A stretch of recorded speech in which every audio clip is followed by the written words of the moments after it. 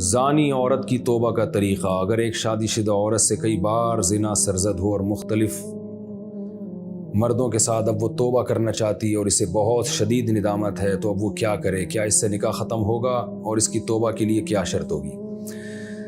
زنا بہت بڑا جرم ہے۔ قرآن میں اللہ نے فرمایا یہ اپنی خواہش پوری کرنے کا بہت برا راستہ، اور کنواری لڑکی کا زنا کرنا بہت بڑا جرم، شادی شدہ کا تو اور بھی بڑا جرم، اور مرد کا زنا کرنا بھی بہت بڑا جرم، عورت کا زنا کرنا اس سے بھی بڑا جرم ہے۔ تبھی اللہ نے جب زانی کی سزا بیان کی ہے نا، تو عورت کا ذکر پہلے کیا۔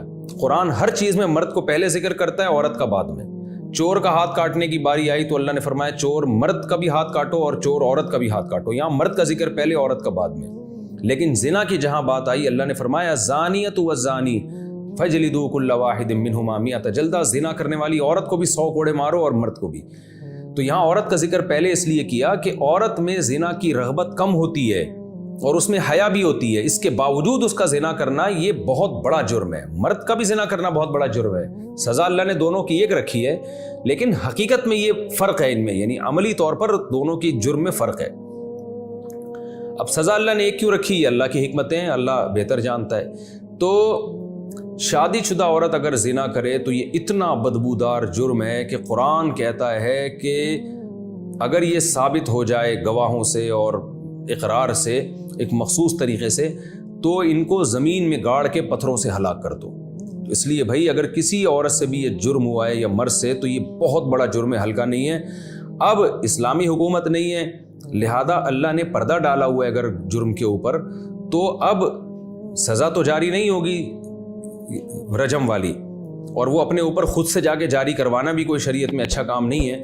اب یہ ہے کہ چھپ کے گڑ گڑا کے اللہ سے بہت زیادہ توبہ کرے۔ اللہ غفور الرحیم ہے، بڑے بڑے گناہوں کو معاف کر دیتا ہے، اور آئندہ کے لیے ولا تقربوا الزنا، قرآن کہتا ہے ایسے کام بھی مت کرو کہ زنا کی طرف تمہاری رغبت ہو۔ تو اس خاتون کو چاہیے کہ خوب گڑ گڑائے اللہ سے اور کچھ صدقہ خیرات بھی کرے، اور دوبارہ من تاب وآمن وعمل عملا صالحا، جیسے اللہ نے سورہ فرقان میں فرمایا جو توبہ کر لے گا اور اپنے عقیدے کو مضبوط کر لے گا اور آئندہ نیک اعمال اختیار کر لے گا، تو اللہ اس کے گناہوں کو معاف کر دے گا۔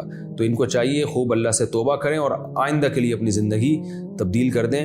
اللہ غفور الرحیم ہے، اور اس پھر سچی توبہ کرنے کے بعد اس جرم کو بھول جائیں، نہ کسی کے سامنے تذکرہ کریں، نہ خود سوچیں ایسے جیسے کبھی کیا ہی نہیں ہے، ایسے اپنے بارے میں یہ ذہن میں رکھیں کہ جیسے میں نے کبھی یہ کیا ہی نہیں ہے، بار بار اس کو سوچیں نہیں پھر۔